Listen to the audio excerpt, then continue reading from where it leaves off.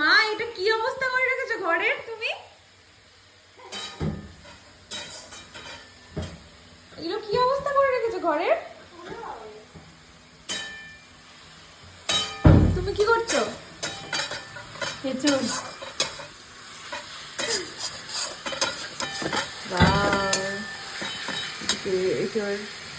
এঁচড়ের remedy তৈরি হচ্ছে। আর তুমি কি করছো এখানে? আমি এখানে এই যে বটিটা ধুচ্ছি, পেঁয়াজ কেটেছি, এখন একটু বটি ধুচ্ছি, বটি দিয়ে ফল কাটবো।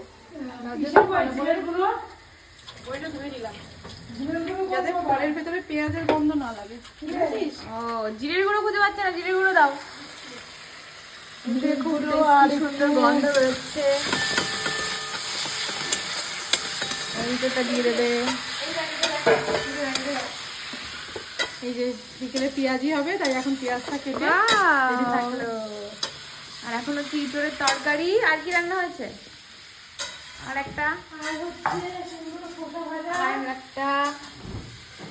চচ্চড়ি কিছু একটা রান্না হয়েছে। আর পটল বাটা হবে, পটল বাটা। আর হবে পটল বাটা।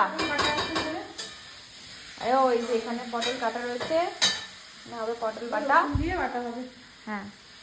আচ্ছা, জিরের গুঁড়ো দেবো আর এখন ফল কাটবো। কাটো কাটো কাটো। ভেন্ডি সিদ্ধ হবে। ভেন্ডি সেদ্ধ। ওই যে জিরের গুঁড়ো। আমাদের বাড়ির রেসিপি দেখো গাইস, ভেন্ডি সেদ্ধ, পটল বাটা, তারপরে কি একটা চচ্চড়ি আর ইঁচড়। আমরা এসব খেতেই পছন্দ করি।